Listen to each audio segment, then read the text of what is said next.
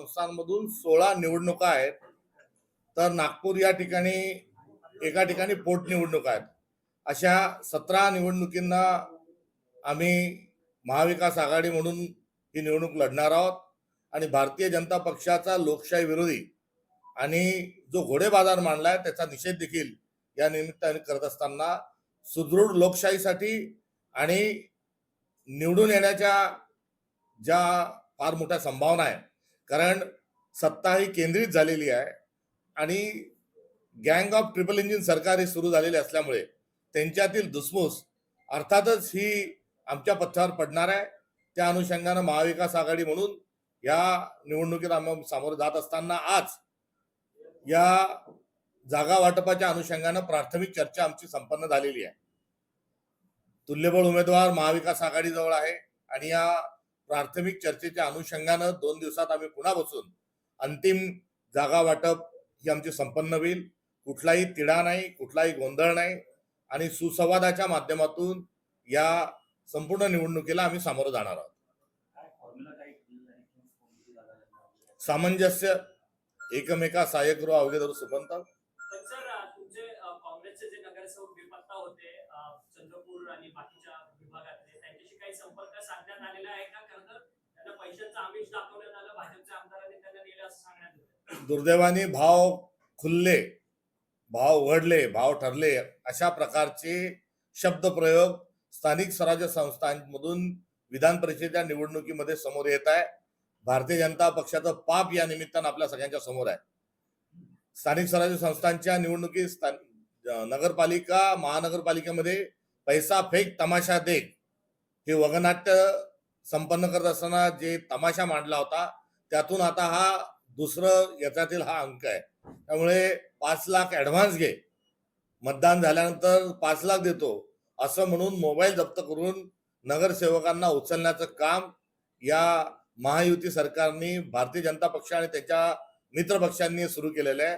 त्यांचा स्वतःवर विश्वास नाही, लोकशाहीवर विश्वास नाही म्हणून हा घोडेबाजार मांडलेला आहे. यामध्ये वेगवेगळ्या पक्षांचे अपक्ष आणि स्वतःच्याही पक्षातल्या लोकांना 5-5 लाख रुपये घेऊन त्यांनी उचललंय. परंतु तुम्ही महाविकास आघाडी म्हणून या जवळपास 16 ज्या जागा आहेत त्या 16 जागांपैकी कोणत्या जागांवर प्रामुख्याने दावा करता? आम्ही सर्वच जागा लढणार आहोत आणि त्या ठिकाणी काही ठिकाणी गनिमी कवाई आमचा होणार आहे, काही ठिकाणी मुसद्देगिरीचा आम्ही वापर करू. 1 तारखेला सर्व चित्र स्पष्ट होईल. काही छोटे पक्ष सुद्धा आहेत, एमआयएम सारखे पक्ष आहेत, ते सुद्धा तुम्ही सोबत घेणार आहात का? इंडिया अलायन्सचे जे पक्ष आहेत त्या पक्षांसोबतच आम्ही चर्चा करणार आहोत आणि काही मित्र पक्षांकडूनही तशा प्रकारचे प्रस्ताव आहे का याची देखील चाचपणी आम्ही केलेली आहे. सकाळचं तुम्ही पत्र लिहिलंय निवडणूक अधिकाऱ्यांना, वारकऱ्यांना एसआर मधून वगळण्याचा भाव आहे. नाही, हा SIR ची प्रक्रिया जी आहे ती नेमकी ज्या दरम्यान दिंडी निघणार आहेत, ज्या दरम्यान या महाराष्ट्रातला वारकरी संप्रदायाचाच नव्हे तर महाराष्ट्र धर्माचा जागर करणारा नागरिक हा पालखीत जेव्हा जात असतात, पंढरपूरला जेव्हा जात असतात, त्याच आषाढ महिन्याच्या निमित्तानं होणाऱ्या संपन्न होणाऱ्या पालखी महोत्सवाच्या दरम्यानच SIR ची प्रक्रिया ठेवलेली आहे. हे सरकारला माहित नव्हतं का की या दरम्यानमध्ये महाराष्ट्रामध्ये सर्वात मोठा लोक उत्सव असतो. लोक पांडुरंगाच्या दर्शनाकरता वारीत जातात आणि तोच काळखंड हा SIR करता निवडलाय. याचा अर्थ स्पष्ट आहे की वारकरी मंडळींना त्या मतदार यादीतून त्यांना वगळायचंय. भक्तांना मतदार यादीतून वगळण्याकरता हा भारतीय जनता पक्षाने निवडणूक आयोगाशी हातमिळवणी करून घातलेला घाट आहे आणि हा आम्ही कदापि यशस्वी होऊ देणार नाही. दिल्लीमध्ये बैठक होते, परंतु खरं तर राज्यामध्ये राजकीय वातावरण तापलंय आणि त्यातच हे सर्वच महायुतीतले प्रमुख नेते मंडळी दिल्लीत जाऊन अमित शहांशी चर्चा. काल 3 तास रस्ता जाम केला महाविकास आघाडीने. त्यात शशिकांत शिंदे साहेब, दानवे साहेब हे आम्ही सर्वजण होतो. रोहित दादाही त्या ठिकाणी होते, मित्रपक्ष होते. आम्ही रस्ता जाम केला, लोक काल रस्त्यावर होतो आणि आज परिणामी या सरकारमधील अर्थ मंत्रिमंडळ जे आहे हे दिल्लीला त्यांना जावं लागलं. ही विरोधी पक्षाची आणि जनतेची आणि शेतकऱ्यांची ताकद काल दाखवली. करिता कालचा आमचा जो चमत्कार होता म्हणून आजचा दिल्लीश्वरांना नमस्कार घालण्याकरता मंत्रिमंडळ दिल्लीला ठाण मांडून बसलंय. ते बसलेलं जरी या भूमिकेतून गेलेलं असलं तरी हात हलवत वापस येऊ नका हा आमचा सज्जडदम त्यांना आहे. परंतु जागा वाटपाचा देखील त्यांचा पेच प्रसंग फसलेला आहे. एकनाथ शिंदे सातत्यानं अधिक ती गँग ऑफ ट्रिपल इंजिन सरकार आहे, त्यांच्यामध्ये टोळी युद्ध सुरू झालेलं आहे. सत्ता पिपासू लोक आहेत, त्यांचा हा सत्तेसाठी हापापलेल्या लोकांचा हा सर्व डावपेचाचा खेळ आहे. कांद्याच्या आंदोलनामध्ये आपण मोदी आणि फडणवीसवर टीका केली त्या संदर्भात 52 बावनकुळे म्हटलेलं तुम्हाला राज्यात फिरू देणार नाही. त्यांच्या जिल्ह्यात लवकरच मी जाईल. मी कुठलाही चुकीचा शब्द हा वापरलेला नाही. जो दलिंदर जो आहे हा कॅरेक्टर दर्शवणारा, लक्षण दर्शवणारा शब्द आहे. दरिद्री हा संस्कृत शब्दाचा बोली भाषेमध्ये रुळल्यानंतर दलिंदर हा त्याचा वाक्यात आहे. मोदी आल्यापासून शेतकऱ्यांचे भाव पडलेले आहेत, बेरोजगारी वाढलेली आहे, महिलांवरील अत्याचार वाढलेले आहेत, भ्रष्टाचार बोकाळलेला आहे. आणि अशा परिस्थितीवर संदर्भामध्ये मी काल त्यांचा तो उल्लेख केला. संस्कृत मधला मूळ शब्द हा जर भारतीय जनता पक्षाला खटकला असेल तर नरेंद्र मोदी हे पनोती आहेत हा जरा समजेल अशा भाषेत मी शब्दप्रयोग पुन्हा एकदा या ठिकाणी करतो. खरं तर महाविकास आघाडीमध्ये तुम्ही आज बैठक घेतली, परंतु महाविकास आघाडीमध्येच एक नेते मंडळी सध्या सत्तेत जाताना पाहायला मिळतात. प्राजक्त तनपुरे हे देखील आता सत्तेच्या वाटेवर आहेत. शशिकांत शिंदे प्रदेशाध्यक्ष, काय प्रतिक्रिया आहे तुमची? असं आहे की निवडणुकीच्या माध्यमातून काही लोक जात आहेत, ही पण बातमी आम्हाला कळलेली आहे. अजूनपर्यंत पक्षाकडे त्यांनी कुठल्याही प्रकारचा आपला राजीनामा किंवा कुठल्याही प्रकारचं मत व्यक्त केलेलं नाही. परंतु मला वाटतं की मागच्या निवडणुकीच्या वेळेला काही चौकशा त्यांच्या मागे लावलेल्या होत्या. त्याच्या संदर्भामध्ये दबावाचं तंत्र वापरण्याचा प्रयत्न भाजपने केलेला आहे. त्या तंत्र वापरल्यानंतर किंवा विधान परिषदेच्या माध्यमातून मागच्या विधानसभेच्या पोटनिवडणुकीला त्यांना काही आश्वासन दिलं असेल तर मला वाटतं त्याप्रमाणे त्यांनी निर्णय घेतला असेल असं समजतंय. माझ्याशी चर्चा जेव्हा होईल तेव्हा मी त्याच्यावर प्रत्यक्ष स्टेटमेंट देईन, त्याच्यावर प्रत्यक्ष मग मी बोलेन. दुसरी गोष्ट आहे की काल आम्ही जो निवडणुकीच्या संदर्भात आज जी बैठक झाली त्या बैठकीमध्ये आम्ही संभाव्य 17 जागेच्या संदर्भात सविस्तर चर्चा केलेली आहे. 29 तारखेला परत आमची एक बैठक होईल आणि त्या बैठकीमध्ये अंतिम नामं होतील. भाजपच्या असलेल्या सर्व गोष्टी बघता आणि त्यांच्या महायुतीची संख्या बघता त्यांना संघर्ष करून उभं करून निवडणुकीला आम्ही समोर जायचं अशा प्रकारची भूमिका घेतलेली आहे. 1, 2, 3 ठिकाणी फक्त तिन्ही पक्षामध्ये उमेदवाराच्या बाबतीमधली मागणी आहे. तरी सुद्धा 29 तारखेला सविस्तरपणे चर्चा होऊन त्यामध्ये एकमताने उमेदवार आम्ही देऊ अशा प्रकारची आज चर्चा झालेली आहे. ठीक नहीं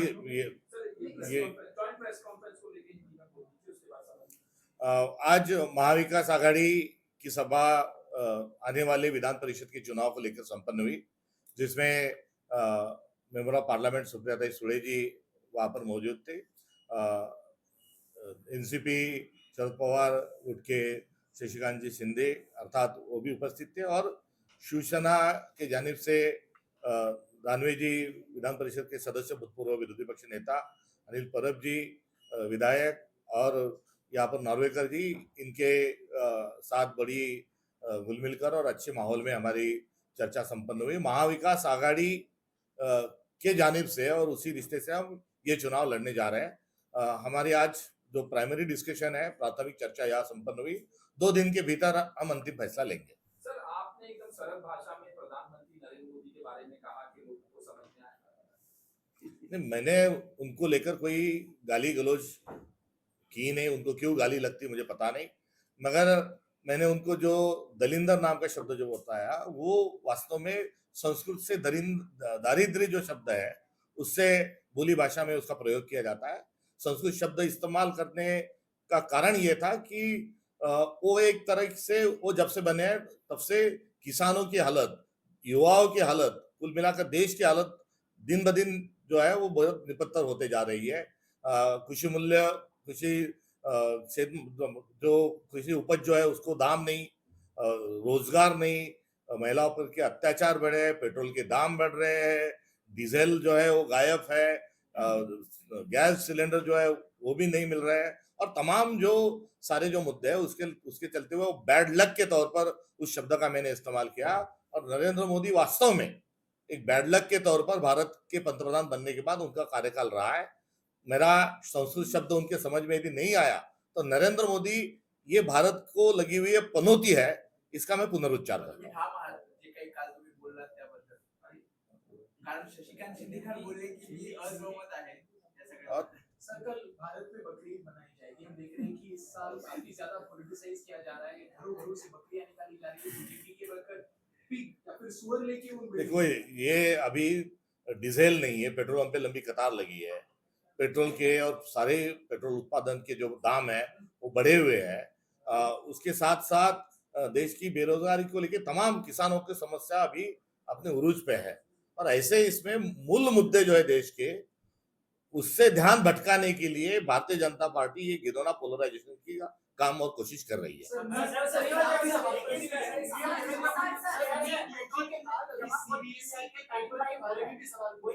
कोई कमी नहीं है पेट्रोल डीजल की, ऐसा सीएम फडणवीस कह रहे हैं, जमाखोरी की जाए. झूठ बोलने की भी हद होती है. तो पेट्रोल पंप पे जो लोग कतार लगा के खड़े हैं, लंबी लाइन जो लगी है, ये क्या नाटक है? या लोग धूप में शौक से वहां धूप में जा रहे हैं? तो बताते समय जो एक व्यक्ति एक बहुत बड़े पद पे, उन्हें जिम्मेदारी के साथ बोलना चाहिए. और वो जिम्मेदारी के साथ उनका ना तो बर्ताव है, ना करनी है, ना कथनी है. और ऐसे इसमें हम जो टिप्पणी करते हैं वस्तु धरातल की जो जानकारी उसको लेकर, तो उस पर इतना ऐतराज करने की उनको कोई आवश्यकता नहीं. तो मराठी प्रश्न आहे. तुम्ही म्हणतात की विधान परिषदेच्या निवडणुका महाविकास आघाडी एकत्रितपणे लढणार आहेत, पण विदर्भातले तुमचे नगरसेवक सगळेच नगरसेवक पिकनिकला हे आहेत. सर्वच नगरसेवक गेलेले नाही, घोडे बाजार सुरू झालेला आहे. वडेट्टीवारांच्या विरोधात रोष आहे त्यांचा. नाही, ते आपली माहिती तपासून बघा, असं कुठलंही नाही. नाही, नाही, पण ते पिकनिकला आहेत, त्याचं काय करणार ते मी आधी प्रश्नाचं उत्तर दिलंय. सर नितेश राणे म्हणतात की राहुल गांधी हे पाकिस्तानी एजंट आहेत आणि पाकिस्तान जे बोलतात ते भाषा राहुल गांधी बोलत असतात. पाकिस्तानला खुश करण्याचं काम राहुल गांधी करतात आणि तिकडून जी स्क्रिप्ट येते ते राहुल गांधी बोलतात. मध्यंतरी ते कुठे गायब होते माहित नाही. त्यांनी थोडं स्टूल बुल घेऊन त्याच्यावर उभं राहून बोलावं अशी माझी त्यांना विनंती आहे. मात्र एवढं सगळं बोलण्याच्या ऐवजी काय जी भाषणे बिसरणे सगळं करून तोंडाच्या वाफा गमवापेक्षा जो भारताला स्वयंनिर्भर करण्याकरता जो अजेंडा आहे मोदीजींना चालवल्याचा त्यांनी आग्रह धरावा. क्रूड ऑइल जे आहे हे कोणत्याच विदेशातून, कोणत्याच इस्लामिक देशातून आणि ख्रिश्चन देशातून येणार नाही, याची काय व्यवस्था प्रबंध करता येईल असं नॉन बायोलॉजिकल नरेंद्र मोदींकडे त्यांनी तशा प्रकारचा आग्रह धरावा.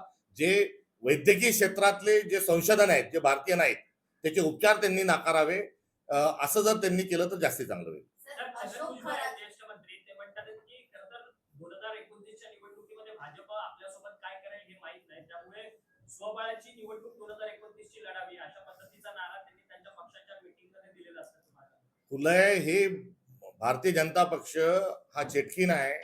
हा विरोधी पक्षातले लोक वारंवार खातोय, हे आम्ही यापूर्वीच सांगितलेलं आहे. आणि त्यांच्या सोबत जो मित्र पक्ष राहील त्याचा केसाने गळा कापणे ही त्यांची शैली राहिलेली आहे. त्यांनी साक्षात हिंदू हृदय सम्राट बाळासाहेब ठाकरेजींना त्यांनी त्यांच्यासोबत कशा पद्धतीचं त्यांच्या पक्षासोबत काय केलं हे आपल्या सोबत आहे.